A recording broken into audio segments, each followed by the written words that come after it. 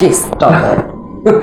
Where does the Avril Mama come from? So Avril comes from a very little town in the Eastern Cape, outside of PE, outside of Jeffreys Bay. It's a little town called Lurie. 2 streets. I'm literally the biggest thing that come out of there. So that's home for me. Grew up in Johannesburg, Cape Town predominantly. So I've lived kind of I can't really say most of my life because I've really lived everywhere. So when I reference home for me is the Eastern Cape. Yeah. I always thought that you were from Johannesburg. No, because I moved back to Johannesburg when I was in high school, in the beginning of high school. So I moved back to Johannesburg. And prior to that, it was always either Cape Town, Johannesburg, or the Eastern Cape. So it's always been between the three. Yeah. But Joburg is kind of the base, if you will. But home is Lurie. Home is Lurie. Yep. And what informed your decision to get into modeling industry? So we're a little coastal town, right? Jeffreys Bay. On the beach, having fun with the family. Amor Vittone, US Thunder Base Station's wife, sees me, loves me, scouts me, tells me that I should model. Introduced me to Carla Ferreira with my family, suggesting that I should immediately start getting groomed. They've got all these pageants and competitions coming up. So that's kind of where it started. Was she from there, Amor? I would be lying if I tell you if I remember even really where she's from originally, but I got scouted in Jeffreys Bay by her. So you were this big personality in the pageant world. So in the pageant world, because it kind of started there, so I did this Billabong Surfer Girl competition, won that first girl of color to win a competition of that kind, and from there, the competition also gave me the opportunity to travel to Australia to be part of an even bigger pageant that is the Surfer Girl Billabong competition. And from there, You are old. How old at this time? I am going on 11 at this time. Discovered at about 9, being prepped and groomed, doing other local and national pageants in between, building up for this Billabong Surfer Girl competition coming up. Win that one, first girl of color to win this title. Go to Australia for a brief time, about 2 weeks we were there, doing the whole prepping thing, do the pageant, come back. So international exposure at a very young age. Came back to South Africa. My mom didn't really want me to not focus on my education. So that was almost very short-lived, if you will, because the focus had to immediately be school. I mean, you're 11, you're very young. Yeah. And then how did you transition from pageantry into fashion and commercial modeling? So starting with that, I remember the plan was obviously, I had a pageant buddy, Raylene Rourke. We used to model a lot. I remember her. She won Miss Teen. Miss SA-Teen, yes. So the plan was for me, of course, to at some point enter Miss SA or Miss SA-Teen.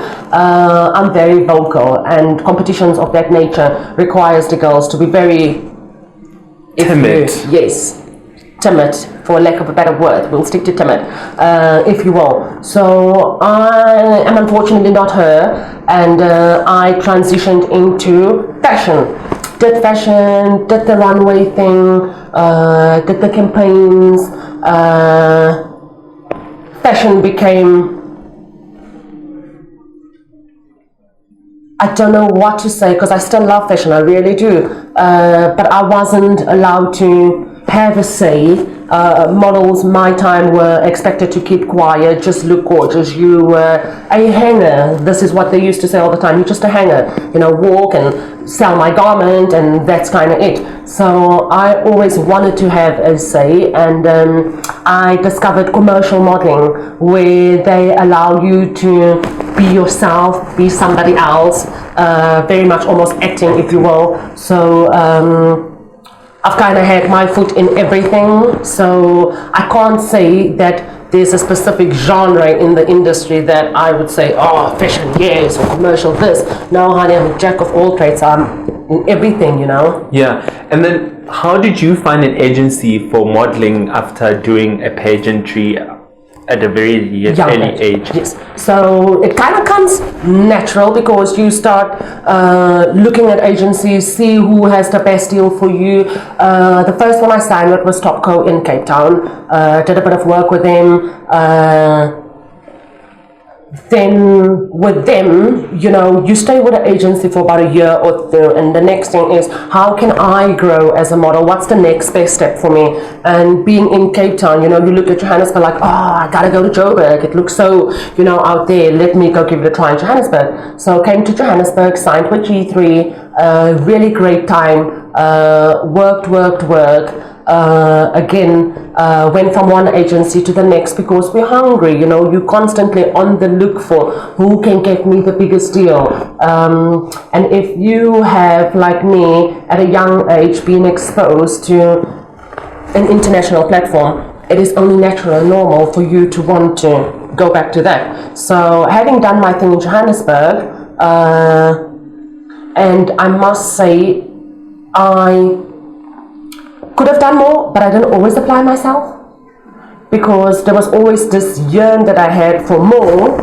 I now know what it is, but then I didn't. So I worked in Johannesburg, and then again in Johannesburg. I did find something strange in Johannesburg at the time. At the time, things are very cliquey in Johannesburg. It's really about who you know or who you blow, and I wasn't going to be part of that either. So I then challenged myself to go to London. Went to London, worked there, was with models, one management, worked lovely. From there, the next best step was again to challenge myself, take it even further, and then I went to Milan. And then from Milan, I've been back in the country for the past 5 years now. So it's been quite a journey. And how did you know how to stand up for yourself as a model when you're put in compromising situations? Darling, we're all bitches, right? Like, let's just keep it 100. We're all really bitchy. And that's because models, I now understand, because I'm looking at things with a completely different eye. You gotta have your guard up all the time. There's no friends in this industry. It's you against you. And the minute you realize and understand that part, then you're probably gonna be have the best time. I stayed in the model house for many times because I would go from country to country. So they put you in a model house if you don't have your own place yet. And you know, you would go from sharing your last slice of bread with a model the night before to having to attend the same casting the next day, fighting for the same job, and now you're not talking to each other. You're just being bitchy, irrespective of what happened last night. And that's business. You know, that's just business. So I learned from a very young age, even pageants, girls are catty. Girls are very catty. Oh, your hair's not big enough. Oh, your tan is not this enough. Oh, your dress don't have enough. It's not bedazzled enough. You know, there's so much cattiness that it's almost sickening, but that good sickening. So it's very normal. I suggest, and besides, it also comes from being rejected so much. Models go through a lot of rejection. Nobody deals with as much rejection as a model, and I don't know. Yeah. So, you know, from you just have to toughen up, buttercup. That's it. And I'm glad that you're honest about the behavior and the behavior that you call cattiness or bitchiness and what. In other name, it's just called survival. Yeah, of the fittest. Yeah, yes. That's what it is, because we go through it through life, whether you call it bitchy or surviving or being competitive. Yeah. You know, you're fighting for the same thing at the end of the day. And for people who don't know what a model's house is, what is a model house? Drama. That's what it is. So it's a house that models from out of town get placed in because you are obviously either in town for season or whatever reason you don't have your own apartment yet, or you're new in town, etc. So you share this house. You have your own room with a little ensuite bathroom. Sometimes some houses have communal bathrooms, kitchens, lounges, but it's literally a house shared amongst 10, 12 models, and you all live there. Well, you kind of think you all live there until you go to auditions and work, and then it's a completely different story. But it's really just models from all over the world that is put in this one house. for however much time you're there for that season or whatever the story may be. But yeah. And then also there's this thing like modeling industry pretty much operates like most like a music industry. You get an agency, they believe in you, and sometimes they fund you up front until you make it, or they believe in you that this person will make it. And after that you got to pay them back on exactly. So the model house is not like a free house that you go to. No, it's not really a free house. Look, there is a little fee that you pay, but it's not really much. The agency do cover. Predominantly the houses belong to the agency. It's almost like a little safe haven, if you will, that the agencies have for models that come in from a sister agency abroad, or like I previously explained. But you do pay a little figure. I mean, we earn. When you earn, honey. You know, so you gotta pay. But it's not a lot that you pay. Yeah. How long did it take you to understand the money part of this modeling game? Well, I understand that now because I work for myself and I have my own agency. But before, they keep you very much in the dark when it comes to that. And I've always wanted to be finance savvy. And man, the industry is so messy sometimes. You would do work and tax get deducted. You know, I understand that agents got to take their percentage, but I've always had issues with tax money that gets deducted. Never do I receive an IRP5. So I used to very much be in the know of all those things. My tax returns. I want to be a lawful citizen, do things right. So they don't really always like when you come at them with those type of questions.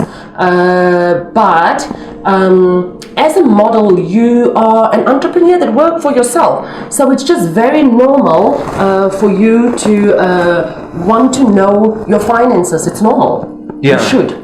Was it you looking at a mirror, or you looking at your body of work that you have done, either photographic, stills, or motion, or you got it from people to know that I am beautiful, or I have darling, something? I always knew. Look, it's in you. You always know. True story. You always know. I say, and I strongly say that most people already knew what they were going to do, or had an idea before the age of 7. Most people already had an idea. So I knew I was different. And it doesn't make me more special. I always tell people there's no difference between you and I. The only difference could be that I might dream a little bit bigger, but we're all the same.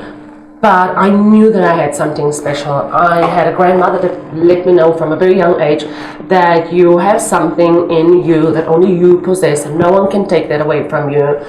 So just always know that as you go through life. Don't ever forget where you come from. Otherwise you will never reach your destination. But I always knew from a very young age that I was different, that I was beautiful, beyond my age, and yeah, special. I knew it. And I think it's a blessing, I'll tell you that much. I feel like the biggest problems in the world stem from parents, grandparents, guardians that unfortunately do not tell the little ones how special and beautiful they are. So I feel like we deal with a lot of low self-esteem in the world, and all of that stems from not being told enough as youngsters how beautiful and special you are. So I've been very, very fortunate to have been told that, and to also know that it doesn't make me any better than the next person, knowing that I have all these qualities, you know. So yes, I knew I was gorgeous. You had a positive, overall, you had a positive experience of being a model in the model industry. You didn't come out jaded. Yes, I chose to hold on to the positive aspects of it. Negative, many, honey. But I gotta choose what I take with me. So, yes, many negative, but the good still outweighs the bad. Yeah. So, yes, I'm not jaded at all.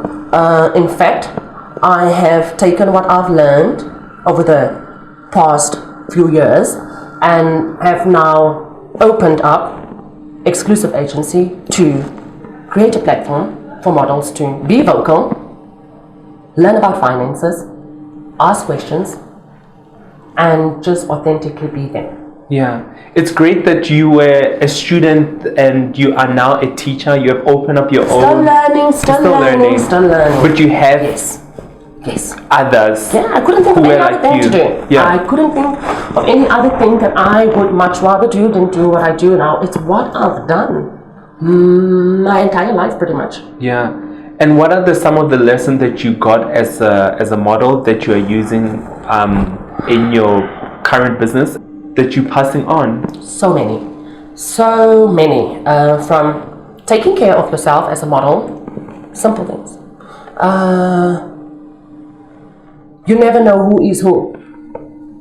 Respect, professionalism, punctuality, love for what you do, respect for it, how to book jobs, not just to be called a model, but to actually be a model. Use that platform that you get to do good, and not just to be a model on the runway, on set, on a day-to-day basis. So many things. It's such a good question, because I often, when I am either on set with my models or wherever, I always use the downtime we have to share with them what I've learned and guide. There's times when we have little get-togethers here at the office, and we call in some of our models that have become seasoned actors, models that are now abroad for season, up-and-coming models, their struggles, their successes, just to share with the up-and-coming ones. This is what we went through. This was the time frame it took me. It's not going to happen over time. Just because you're gorgeous, don't think the world owes you anything. You got to work for this. You got to put in order for you to get out. So I really, a lot of the things that I've learned, both good and bad, I pass on to them, because if I can get them to avoid making similar mistakes that I've made, for example, in the past, I always say one thing that I do not regret, but could have done better if I had known what I know now, was to apply myself a little bit more as a model when I did it, because I would have definitely done a lot more than what I did. Yeah. And you mentioned earlier that exclusive agency really dispels some of the notions that the model industry had in the beginning, like models are meant to be seen, not heard. Gone are those days, darling. Gone are those days. Yes, I understand, especially a fashion model, your key job and focus is to sell garments and to really just get people to want to follow those trends. However, you see, a fashion model is taught how to project emotions without having to speak, if you will. These things we do with body language, with our eyes, so many other aspects of our being. But I'll tell you right now, and I can make this example safely, the likes of Naomi Campbell, Cindy Crawford, those supermodels were not silent. These were ladies that were vocal, they were everywhere. And this is why, till today, we have millennials that know of them because of the work that they did. They weren't quiet. These are seasoned supermodels that are known till today. So we're not really trying to be silent, and I'm not saying we're trying to be over vocal, but you will hear of us, that's for sure. Yeah, it's a good reference that you make with Naomi and Crawford, like those, what are they called? The six models. They came into a phase where there was a development of models with character. Yes. So they all had a different something that they were selling. Yes. Yeah. And then would you advise somebody to get into this industry if they don't have a fully formed character, because this industry deals with a lot of rejection, which can lead to self-esteem and other things? Look, I wouldn't. This is not for the faint-hearted. You gotta have steel balls and your big old panties. It's not for the faint-hearted. It's hard. Fashion is cruel. It's ugly. It's nasty down to the T. Beautiful when put together, right? But darling, it is a lot. It's painful. They'll tell you, you've got to suffer for fashion. You've got to do this. If you're not strong enough, then no, it's not for you. Yeah, because the whole thing is selling a dream. Yes, I mean, we're not here to groom, and we're not Oprah, darling. in that regard. And I don't mean it in a very bad way. It's just that this is for people with tough skin. If you don't have a tough skin, then do something different, because you're going to deal with a lot of rejection. You're going to deal with peers that you thought were your friends, they're actually your foes. You are constantly going to fight. Auditioning, castings, all these things. It's constantly. Do you know how many models I have? Different ages, sizes. Avril, I can't. The stuff is tampering with my being. It's hard being rejected all the time. Well, bye Felicia, because I'm not about to train you how to deal with all of that. You know, so it's a lot. If you're not tough enough for it, unfortunately, no. So, Miss Avril Mama, what do you know now that you didn't know then that somebody told you? To keep quiet sometimes. To keep quiet sometimes. I mean, my grandmother always used to say to me, this mouth of yours. If I knew when to keep quiet, not fully quiet, because vocal I'll always be. Let's get that right. But there are times when opinions aren't needed. I so sometimes feel that I am low-key paying the price for that, but it's okay. Besides, I want us to be booked based on merits anyway, and not because of who we know or who we blow. So, yes, if I had known when to keep quiet, then that's the only thing. Everything else. But also then, when do you know when to keep quiet when you have this burning urge to say something? It's balance. They say balance is key of life, and hence I say it is so ironic for someone as vocal as me to say if I had known then when to be quiet like I do now. It's so ironic. It really is. It doesn't mean that we'll ever be quiet, but we will be silent at times when it's needed. It's a small industry. And word of mouth gets around, and you just want to do the right thing. I mean, I know I want to do the right thing, so that's really the only thing. I mean, I used to talk a lot, and I had let it be known everything I felt in my mind, and of course there is no filter from my brain to my mouth. You can only imagine what came out of this mouth. So I've learned, and I'm still learning. It's a process. Yeah. Cultural radar, what do you think is moving the needle right now and hitting the cultural nerve? These millennials,